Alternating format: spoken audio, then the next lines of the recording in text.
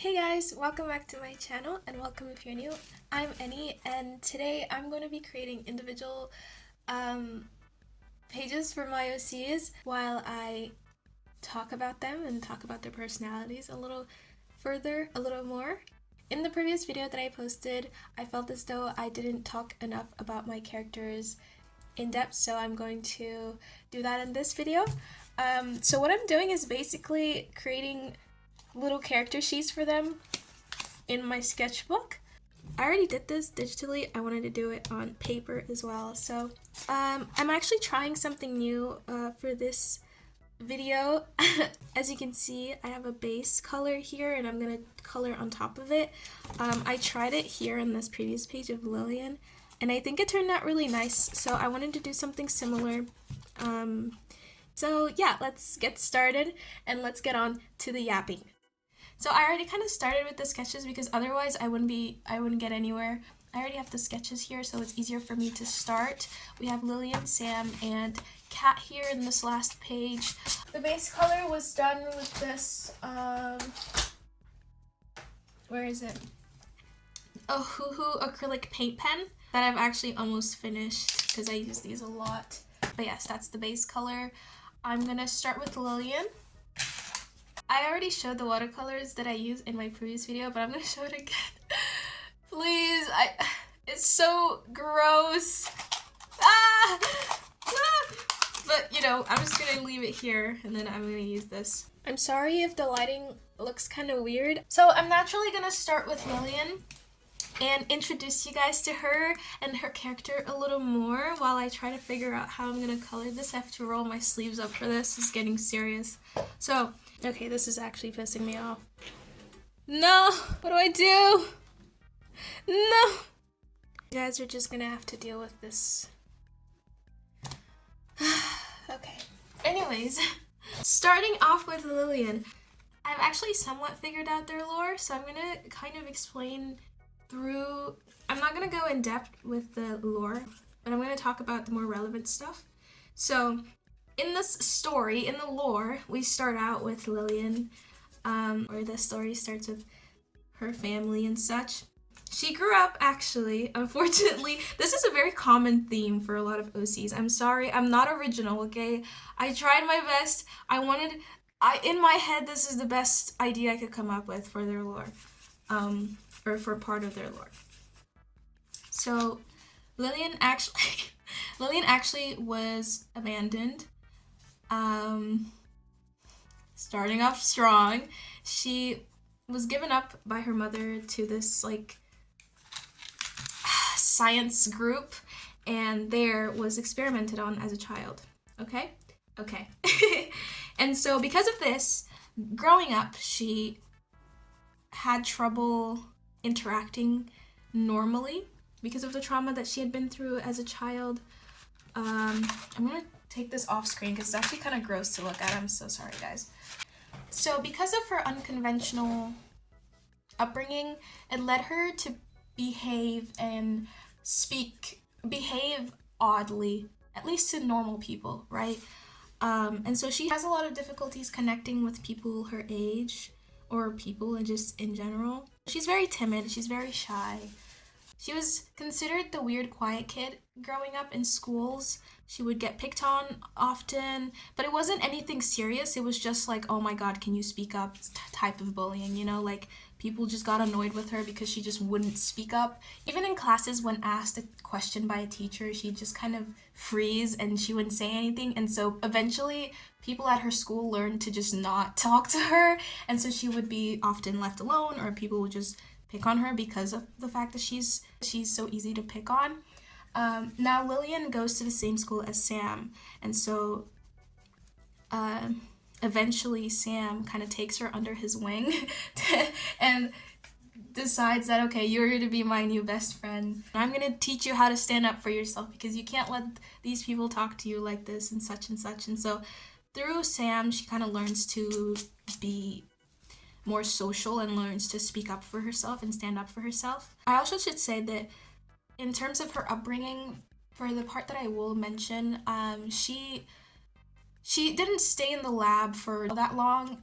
Eventually she got rescued Eventually, one of the workers at the lab decided, you know what, this is actually kind of unethical and inhumane. We can't experiment on these children who, you know, are basically like unwanted.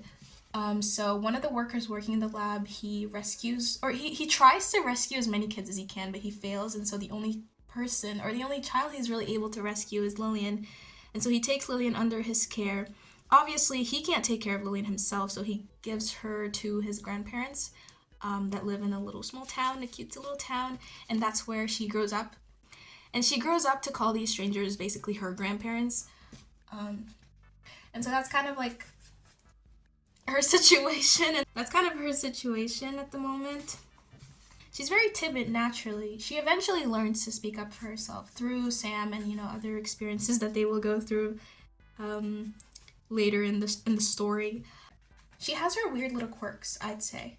She really likes collecting things. She has an issue with her memory because she doesn't really even remember much of what happened during her childhood, like when she was a baby and such. Well, that's pretty much everyone, but for her it's like everything is a blur up until the age of 7 or like 8, you know.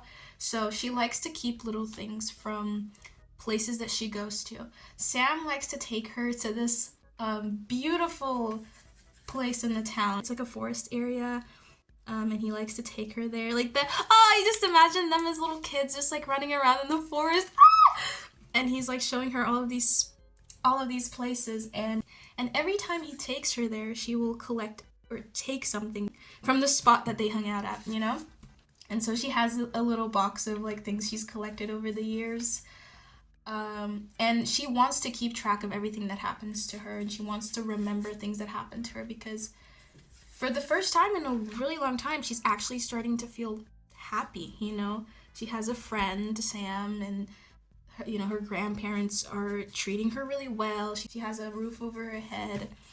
And, you know, she's just trying to remember as much as possible. And so she just kind of collects little things like, I don't know, pins or rocks from, you know, the places that Sam takes her to.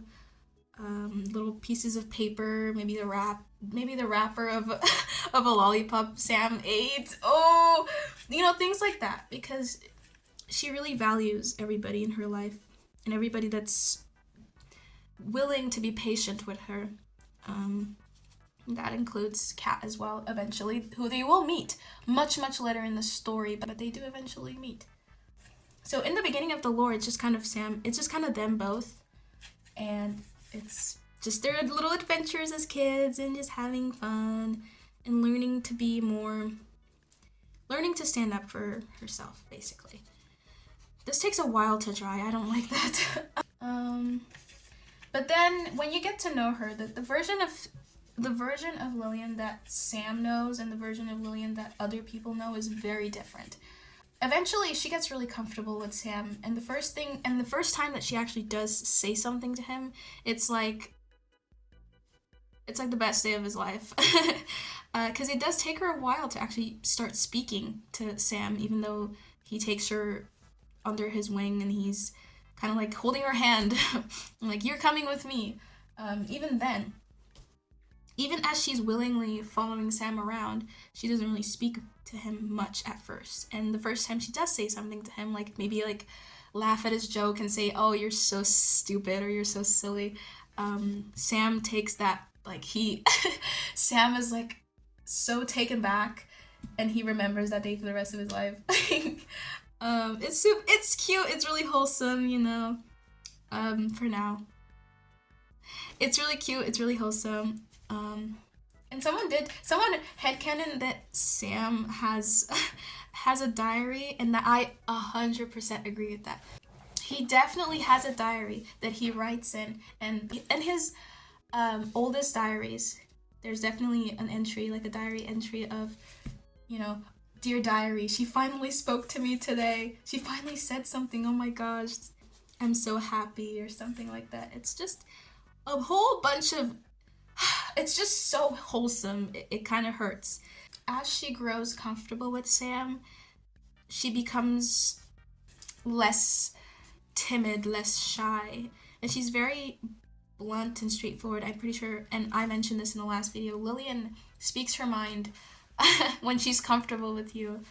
I just imagine a scene where Lily is upset and she's crying, and then Sam will try to cheer her up by telling her like a silly story or something, and then she'll look at him, start laughing, and be like, "You're so stupid. That's not even true." But she's very blunt. She doesn't have a lot of social awareness, like my friend mentioned. That is very much because of the time she spent in the lab during her developing years. She wasn't able to learn she wasn't able to catch on social cues and stuff like that. Lillian is definitely the baby of the group, or not the baby, but like the Sam and Kat very much don't play about Lily, and they're very protective in that sense. Okay, so I'm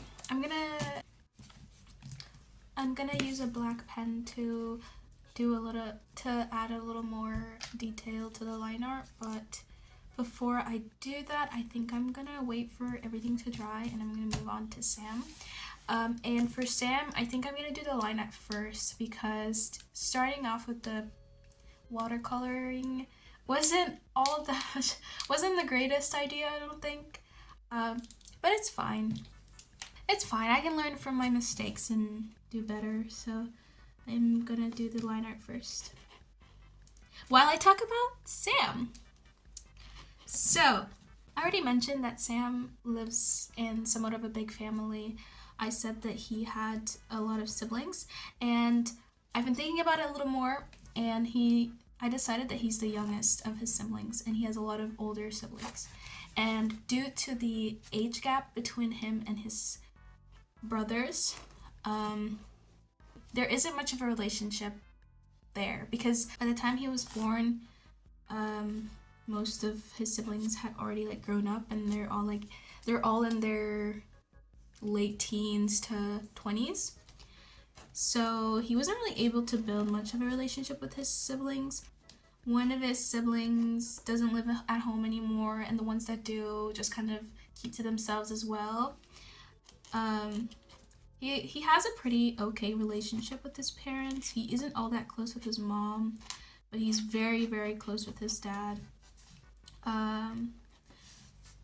Unfortunately, his dad works a very secretive job. I don't know what it is yet. I haven't figured that out, but he works a job in the city, and because he lives in a small town with Lily, he doesn't see his dad all that much because his dad comes by every 2 months or so and he comes to visit him. But his dad really loves Sam, and he's the first child that he goes looking for when he comes back from his long work trips. And he always brings back a little treat for him or a little gift or something, which shows, how close he is with his father and how much his father means to Sam. But when his dad isn't around, he is mainly just by himself, either in his room playing games or, just out exploring. He really likes exploring. I decided that he really likes going out and looking for places, either it be haunted houses, or he loves exploring the town because it's a really interesting town. There's a lot of little mysteries and unsolved conspiracies about the town that he lives in, and so he loves exploring that by himself. And he keeps a little diary where he writes all of his little adventures and everything that happens to him.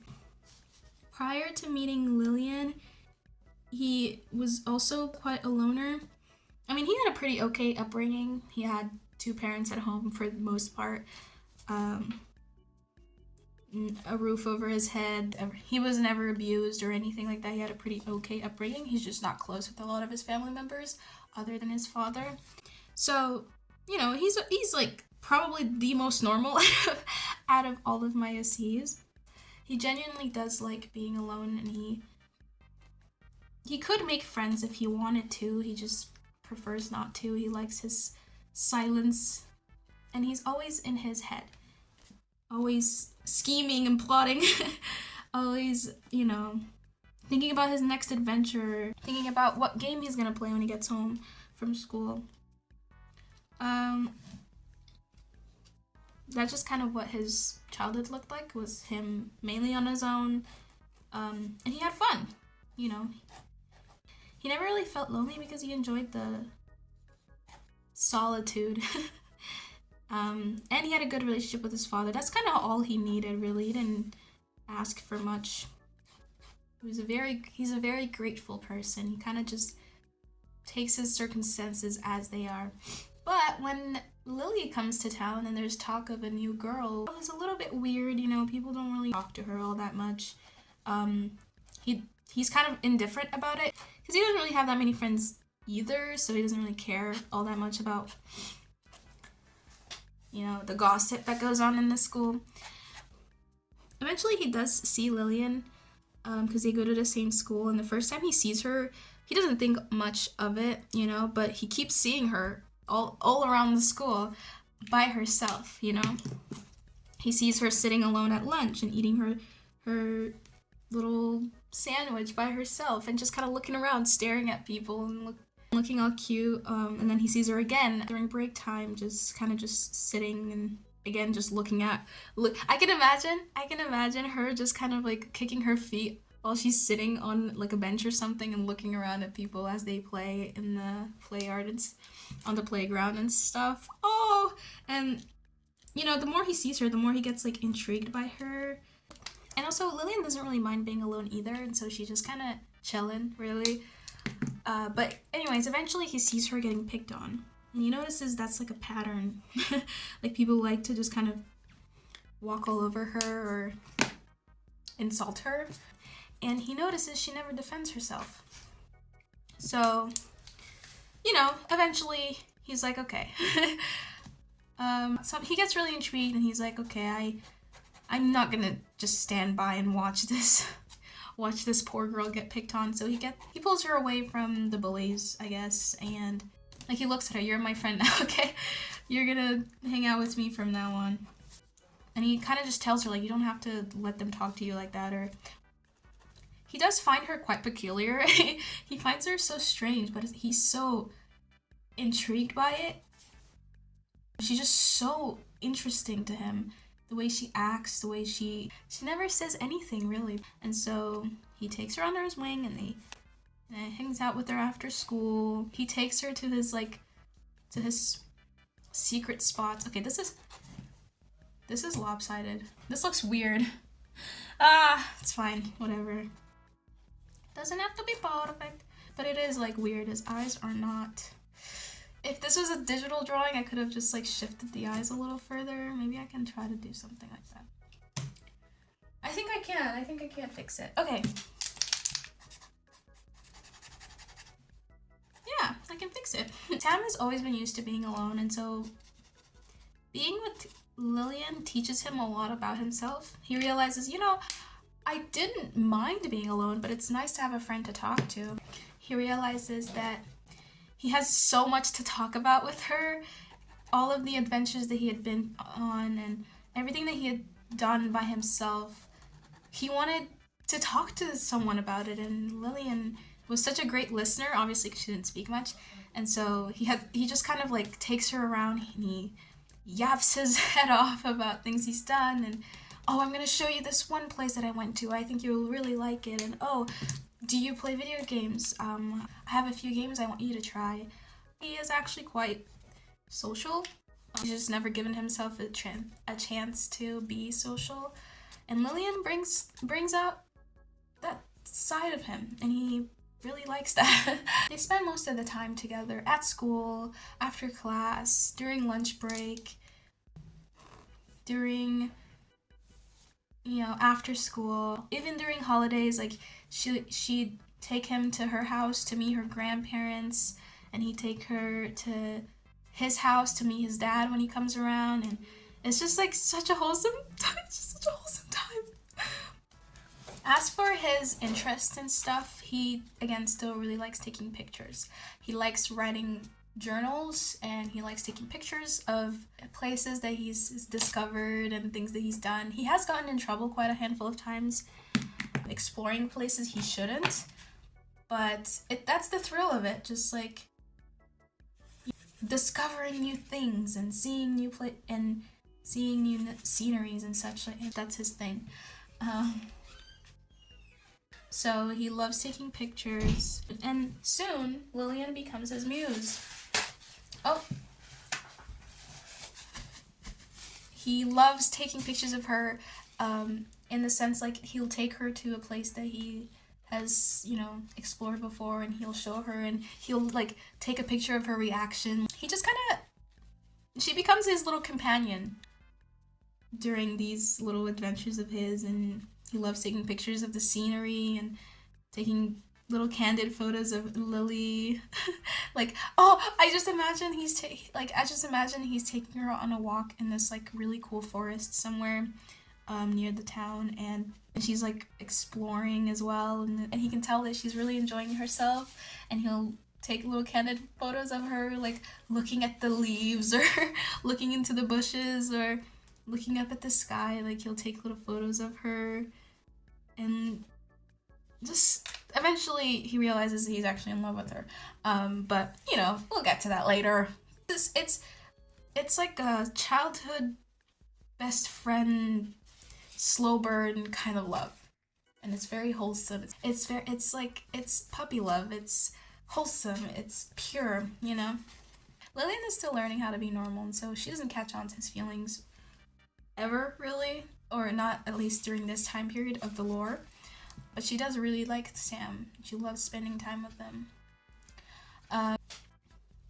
She never catches on to the fact that he likes her. She likes him, for sure. Like, she definitely has a crush on him, but some part of her is too scared to even entertain the idea that Sam might be into her, just because she's scared she'll lose him as a friend, because he's the only friend she's got. Like, honestly, apart from her uncle, the guy that saved her from the lab, she calls him her uncle. Other than her uncle and her grandparents, she doesn't have anyone else. She doesn't have any other friends. And so she's scared that these feelings she has for him will, push him away. Even though he likes her too. She just doesn't know. She doesn't realize that all these little gestures that he does for her is his way of showing that, hey, I really like you. She just never catches on. Not during this time, at least. So it's just kind of back and forth of them not really being sure if the other likes the other, but they both like each other, but they don't know. I'm going to move on to the second part of the lore. Eventually, something happens. Sam runs away from home, and there is a time gap.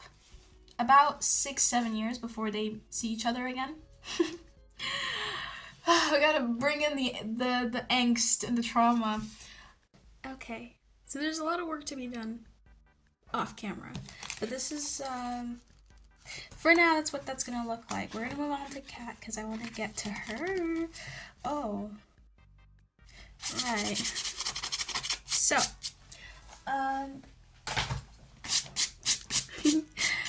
So, okay, can you see what I'm doing? Every time. Kat, my beloved. I fear that I do not give her nearly as much attention that I do for my other babies, but she is very important to me and has always been. She's in fact the first character that I designed out of the 3, or the first character that I created out of the 3. I'm going to talk a bit about the story I had for her before I created Lillian and Sam. Originally, Kat was going to be this lone girl who, obviously, again, is an orphan, lives alone in this big city. And it's very dystopian, there's a lot of, it's very much like a Blade Runner-esque city, catch my drift? Very cyberpunk coded, and she kind of and her whole thing is just trying to survive in this big horrible city, and finding means to provide for herself. And she also had this little robot buddy that followed her around and helped her throughout this journey. And that was kind of it. That was it for her lore back then. And I want to bring it back, low-key. As I mentioned earlier, Lillian was experimented upon in a laboratory that is located in the city. I say the city a lot. It's like a capital city of whatever area they're living in. And that's where Kat lives. She's again, the orphan who has to find ways to provide for herself in this big city. It's a city brimming with violence and evil and corruption and whatnot, and you know, but she has really good survival instincts, and so she's able to survive. And so she's able to survive for quite a long time. She is still followed around by this robot that she found or fixed, because she likes to fix things. Just have to log in for a second. She likes to fix things, especially gadgets. She makes little gadgets for herself, and so she found this little robot thing, and she's like, why not? Fixed it, and it hasn't left her side since. So she still has the little gadget that follows her around. I'm bringing that back. There isn't much information on her upbringing and her childhood. Mainly because I haven't thought of it yet. For now, I only really know of her current situation. Currently, she still lives in the city, and eventually, all those years later, she meets Lillian, who comes to the city after also running away from the town that she grew up in. In the city, she meets Kat. Kat notices that Lily isn't really from here. She has terrible survival instincts. She doesn't know what she's doing. She has a big backpack on her back, Lillian, that she's kind of parading around, which is very dangerous in the city because people like to steal and rob people and attack people. So I kind of imagine Kat sitting in like a restaurant or in like a bar or something, and she's like looking out the window and she sees Lillian just being really stupid. And she gets curious. I don't know what it is with Lillian, but everyone just gets curious with her. Anyways, she decides she's gonna mind her business, whatever, not her problem. But then, she notices a man. She sees a man following her. Very obviously, like, looking around that no one sees him following her. And then Kat kind of looks around to see if anyone else noticed, and she just decides, okay, this is obviously my business now. So clueless Lillian has no clue that this guy's following her, obviously probably to rob her or something or attack her. Keeps walking around the city, la la la. At some point, Lillian, being as stupid as she is, she turns the corner to a very like secluded area where there isn't that many people, which already isn't a good idea. Because she doesn't know she's being followed, she's just like, this is where I need to go to where I need to go. So she's walking, la la la. The man decides, okay, I'm gonna attack her now. Obviously, Kat does something before he gets to, and helps her fight the man. Clueless Lillian looks behind her. She's like, wait, what's going on? And that's where they meet, and that's where they become besties. Kat is from the city. She's very familiar with the city. Lillian is not, and Kat knows this. So, annoyed, rolling her eyes, she's like, whatever, you can come with me, whatever. She has this cute little apartment that she lives in, and this is part of like the official lore. The stuff we talked about in the last video is just kind of like another universe of my OCs and her OCs together, but this is like the official lore for my OCs. Kat lives in this cute little, it's very small, but it's big enough for one person, cute little apartment in a very tall apartment complex, right? Again, very cyberpunk, very Blade Runner-esque city. And that's what's going up in my brain. That's where they start their friendship, I guess. That's how their friendship starts, is Kat trying to help Lillian out with whatever it is she's in the city for, so that she can get her off her back. Because it's kind of hard it was hard enough providing for herself. Now she has this random girl that lives with her now that won't leave. Kat is very much the mom friend of the group. She knows how to provide for herself. She knows she's the kind of person that you would trust with your life. Like, she's the kind of person that would take a bullet for both Sam and Lily. Maybe more Maybe less Sam, but more so for Lily. She's very reliable. And honestly, a very, very good friend. She helps Lillian out a lot because she's very silly and she keeps getting herself into altercations in the city. Wait, that rhymed. In the city, people just kind of start fights with her and she's like, wait, what did I do? And then Kat is there to, pull her off and fight them for her. She's not afraid of a little punch or two, she's had to go through a much, much worse.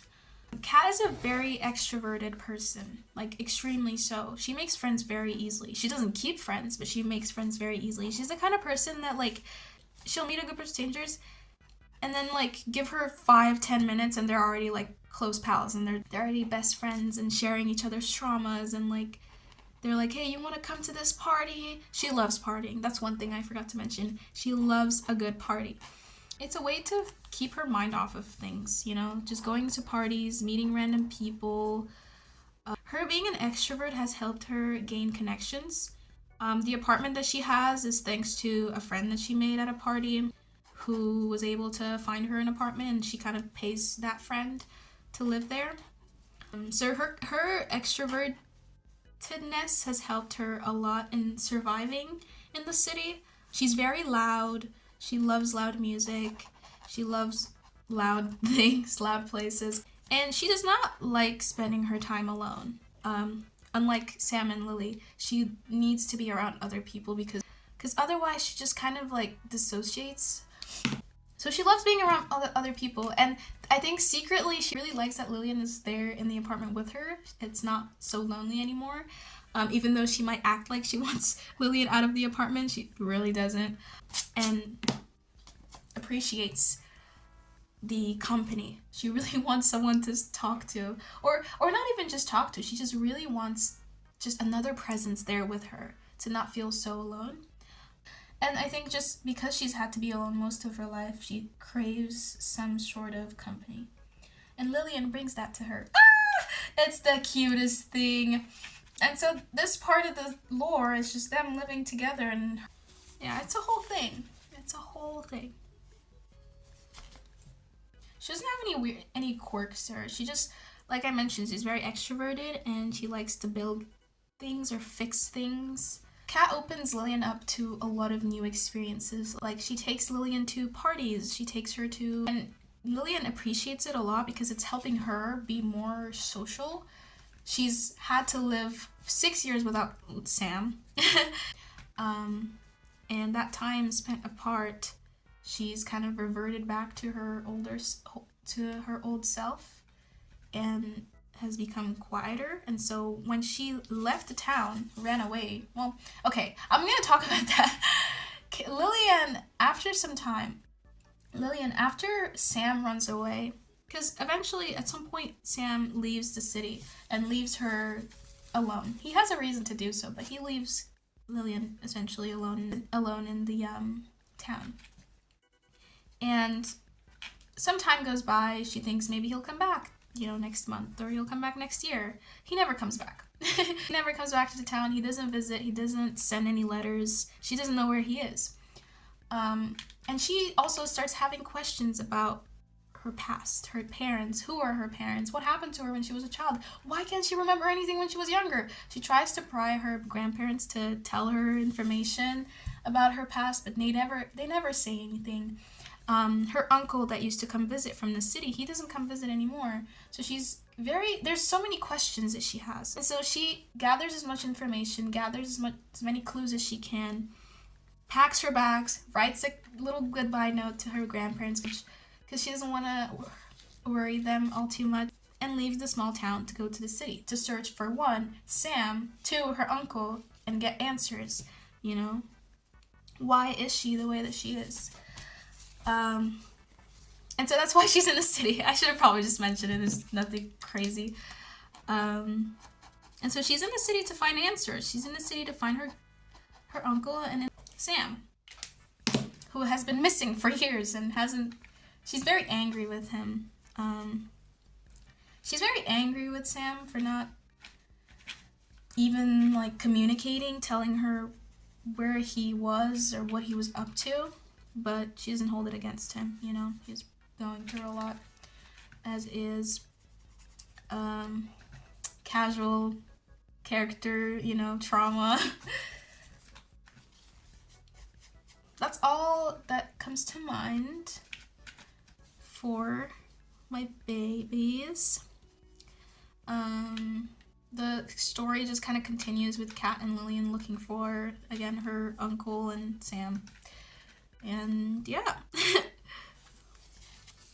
Okay, so it's the next day. So here's what the pages look like at the moment.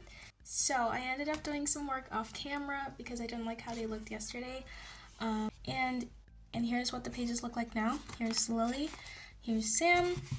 I fixed his face. I put a sticky note on top because I really didn't like how the face looked. It looked really weird and very uncanny, and I didn't like that. So I somewhat tried to fix it. Here, he looks very mature here, much older, but oh well. And then here's Kat. Now I wanted to actually, because I mentioned the robot that she fixed and that follows her around, and I wanted to design it, and I ended up going with this, and so I drew this little thing. I also kind of got ahead of myself and started making a little comic of baby Sam and baby Lily when they were younger.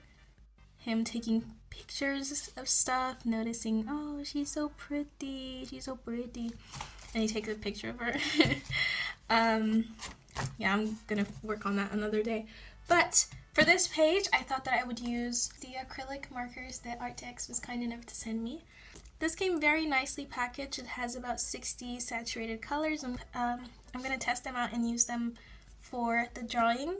I'm really excited to use this because usually Artex acrylic markers are really good, and I usually recommend them.